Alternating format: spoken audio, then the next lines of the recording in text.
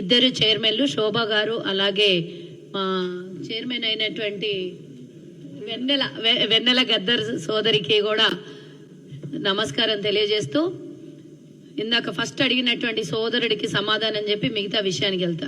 పసిపిల్లల్నే కాదు ఎవరినైనా బలి తీసేటటువంటి రాజకీయం కోసం ఎవరినైనా బలి తీసుకునే అవకాశం తీసుకునేటటువంటి వెధవలు ఎవరైనా ఉన్నారంటే టీఆర్ఎస్ వాళ్ళే.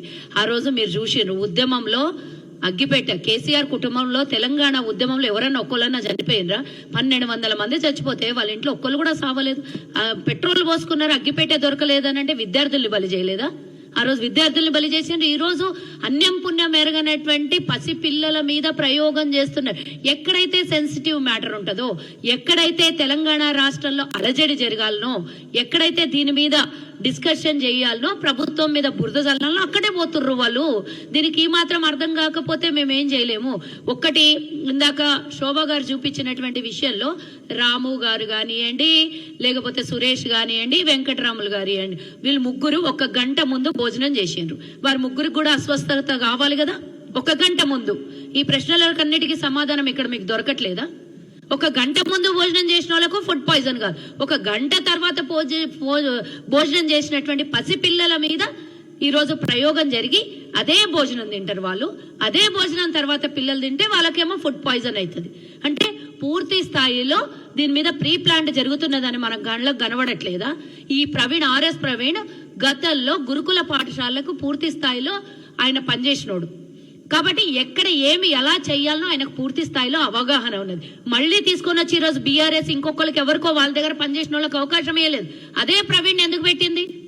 దీని మీద ఆయనకు అన్నీ తెలుసు కాబట్టి ఎక్కడ మంచి ఎక్కడ చెడు చేస్తే ప్రభుత్వం బదలామవుతుందో, ఎక్కడైతే సెన్సిటివ్ మ్యాటర్ ప్రేరేపించాలనో అక్కడ ప్రవీణ్ని పెడుతున్నారు. ఆ రోజు ఏమైంది? ఇదే ప్రవీణ్ ఆ రోజు ఇన్ని మాటలు మాట్లాడిండు కదా. మరి ఈ రోజు వచ్చి ఆయన మళ్ళీ దీని అధ్యక్షత వహించి దీనికి ఒక కమిటీ వేసుకొని దానికి ఆయన లీడర్షిప్ తీసుకుంటున్నాడు అని అంటే బీఆర్ఎస్ లో పనిచేసినాడు ఎవడు పనికొస్తలేడా వీళ్ళకి? అక్కడ ప్రవీణ్ ఎందుకు పెట్టిండు? ఒక్కసారి ఆలోచన చేయండి. అన్నిటికన్నా ముందు ఈరోజు ఇంటిగ్రేటెడ్ రెసిడెన్షియల్ కోసం 5,000 కోట్లను కేటాయించింది మా ప్రభుత్వం, మన ప్రభుత్వం. మరి డైట్ గతంలో మనం చూసినాం, పప్పు బదులు నీళ్ళ చారు, అది చారు అంటారో సాంబార్ అంటారో నాకైతే తెలియదు. మరి కేసీఆర్ బిడ్డ కేటీఆర్ వాళ్ళిద్దరు బిడ్డ కొడుకు పిల్లలు ఏ విధంగా అయితే భోజనం తింటారో అదే విధంగా హాస్టల్లో ఉన్న పిల్లలకు పెడతామన్న కేసీఆర్ ఏనాడన్నా సన్న బియ్యం పెట్టిండ. ఈ రోజు మా ప్రభుత్వం రాగానే ఇమీడియట్ గా హాస్టల్లో ఉన్న విద్యార్థులకి అందరికీ కూడా మేము సన్న బియ్యంతో భోజనం పెడతాము అని ఈరోజు మా ప్రభుత్వం ప్రకటించింది.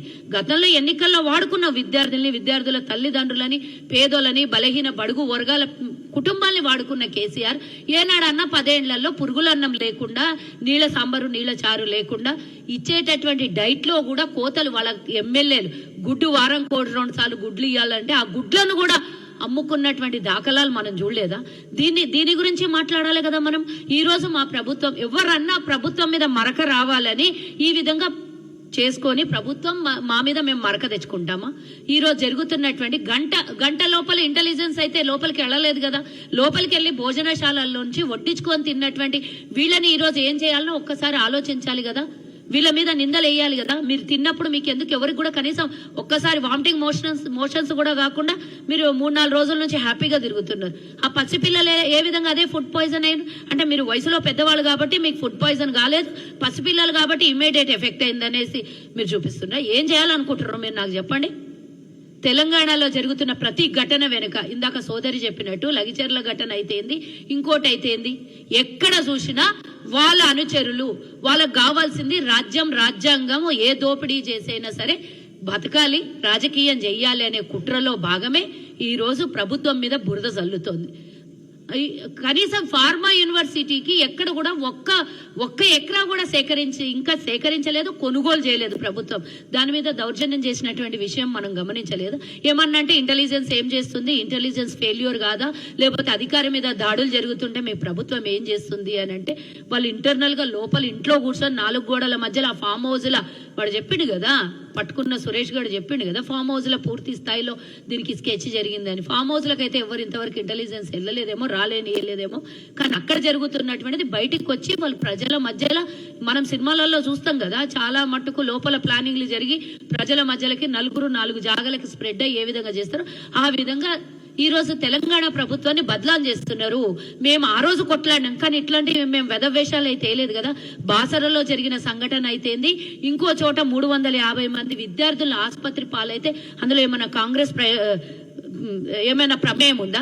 ఏనాడైనా కాంగ్రెస్ అట్లాంటి చోటుకి వెళ్ళి ఇట్లాంటి వెధవ పనులు చేసిందా? ఏ సంఘటన తీసినా దాని వెనకాల బీఆర్ఎస్ వాళ్ళే ఉంటున్నారు. ఈ రోజు దాని గురించి మాట్లాడాలి. ఈ బీఆర్ఎస్ దుర్మార్గాన్ని 10 ఏళ్లు భరించడం, మళ్ళీ ప్రభుత్వాన్ని మార్చుకొని సాఫీగా ప్రభుత్వం నడుస్తుంటే దీని మీద కూడా వాళ్లే కుట్రలు చేస్తుంటే వారి మీద విచారణ జరపాలి. కానీ మనం ప్రభుత్వం ఫెయిల్యూర్ అని అంటే ప్రతి నిమిషానికి ప్రభుత్వం ఫెయిల్యూర్ కాదు. ఈ రోజు ముఖ్యమంత్రి గారు విద్యాశాఖ మంత్రిగా ఉన్నారంటే ఎస్ డెఫినెట్ గా ముఖ్యమంత్రి గారు ఉన్నారు కాబట్టి ఇమీడియట్ గా దీని వెనకాల ఉన్నటువంటి కారణాలను బయటగా తీయగలుగుతున్నాము. ఏ మంత్రి ఉన్నా ముఖ్యమంత్రి స్థాయిలో ఉన్నటువంటి మంత్రులు మా దగ్గర చాలా మంది ఉన్నారు, చాలా మంది నాయకులు ఉన్నారు. దాంట్లో ఎవరు కూడా తగ్గించేది లేదు, ఎవరు కూడా తక్కువ ఉండేటటువంటి వాళ్ళు కూడా కాదు. కానీ మా ప్రభుత్వాన్ని బదలాం చేయాలని చూస్తే మాత్రం ఊరుకునేది లేదు. మా ముఖ్యమంత్రి గారికి, మా నాయకత్వానికి కూడా మేము దయచేసి విన్నవించుకుంటున్నాము. మేము ఒక మహిళలుగా, ఒక తల్లులుగా బాధపడుతున్నాము.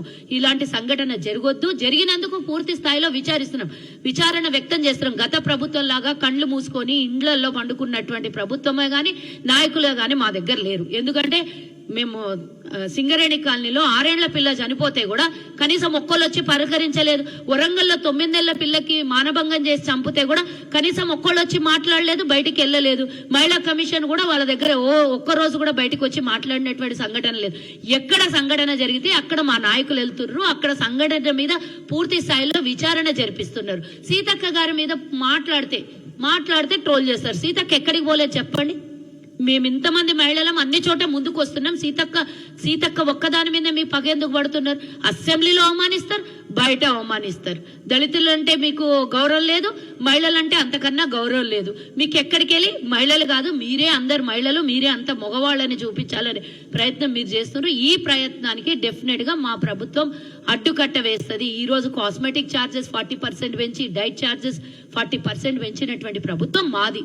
ఈ రోజు చదువుకున్న విద్యార్థులకు గతంలో 30,000 మందికి ఉద్యోగం 10 ఏళ్లలో, ఈ రోజు మా ప్రభుత్వం వచ్చినాక 55,000 మందికి 6 నెలల్లో ఉద్యోగాలు ఇచ్చినాం. మేము ఈ రోజు లీకులు లేనటువంటి ఎగ్జామ్స్ మేము కండక్ట్ చేస్తున్నాం. ఒక్క నోటిఫికేషన్ తోనే ఎగ్జామ్స్ అయిపోతున్నాయి మా దగ్గర. అన్ని విధాల ప్రభుత్వం ముందుకొచ్చి అన్ని చోట విద్యార్థులు చదువుకోవడానికి కోసం కానీ, దాని మీద ఆధారపడ్డ కుటుంబాలకు, చదువుకున్నటువంటి విద్యార్థులకు ఉద్యోగం ఇచ్చే ప్రయత్నం మేం చేస్తుంటే బురద జల్లి ఎప్పుడైతే క్రెడిట్ వస్తుందో, మేము 18,000 కోట్ల రూపాయలు రుణమాఫీ చేయగానే దాని మీద లొల్లి, మేము మొన్న ఇంకో కార్యక్రమం తీసుకుంటే దాని మీద లొల్లి, మేము బస్సు ఫ్రీ ఇస్తే దాని మీద లొల్లి. మేమేమన్నా చెయ్యాలంటే దానికి సజెషన్స్ ఇస్తలేరు, కానీ మేము చేసిన ప్రతి పని మీద వ్యతిరేకిస్తున్నారు. ఈరోజు డైట్ 40% పెంచినందుకు, సన్నబియ్యం కేటాయించినందుకు, ఈరోజు ఇంటిగ్రేటెడ్ హాస్టళ్లని మేము 5,000 కోట్ల రూపాయలు కేటాయించినందుకు ఎక్కడ కుటుంబ సభ్యుల నుంచి, విద్యార్థుల నుంచి ప్రభుత్వానికి ఆశీర్వాదం వచ్చి ఇంకా మంచి పాలన చేస్తారనే భయంతోనే ఈరోజు మా మీద వన్నుతున్నటువంటి కుట్ర. ఈ కుట్రలో భాగస్వామ్యం ప్రవీణ్ ని వదలొద్దని మా ముఖ్యమంత్రి గారికి దయచేసి విన్నవించుకుంటున్నా. ఇందులో ఫామ్ హౌస్ నుంచి జరుగుతున్నటువంటి ఈ కార్యాచరణ ఏదైతుందో దాన్ని కట్టుదిట్టమైనటువంటి అక్కడి నుంచి వచ్చేటటువంటి ప్రతి దానికి ఇన్స్ట్రక్షన్స్ చూసుకొని, ఒక రోజు కూడా అవసరమైతే ఫామ్ హౌస్ లో కూడా అధికారులను పంపించి అక్కడ జరుగుతున్నటువంటి కుట్రలు కుతంత్రాల మీద ప్రభుత్వం జాగ్రత్త వహించాలనేది దయచేసి మా ముఖ్యమంత్రి గారికి విన్నవించుకుంటున్నా. దీంట్లో మేము విచారణనైతే పూర్తి స్థాయిలో వ్యక్తపరుస్తున్నాము. మా శ్రీహరి గారు, ఆ కాన్స్టిట్యున్సీ ఎమ్మెల్యే అయినటువంటి శ్రీహరి గారు పూర్తి స్థాయిలో పర్యవేక్షణలో ఉన్నారు. అధికారుల తప్పిదమైతే అధికారులను సస్పెండ్ చేస్తాము. దీని వెనకాల కుట్ర బీఆర్ఎస్ వాళ్ళది పూర్తి స్థాయిలో ఉన్నదని మాకు వచ్చినటువంటి సమాచారం కాబట్టి వారి మీద కూడా ఎంక్వైరీ చేస్తామని మా ఎమ్మెల్యే గారు చెప్పడం జరిగింది. అదే విధంగా మా ప్రభుత్వం కూడా దాని మీద కార్యాచరణ తీసుకుంటుందని ఈ సందర్భంగా మీడియా సోదరులకు తెలియజేస్తున్నాం.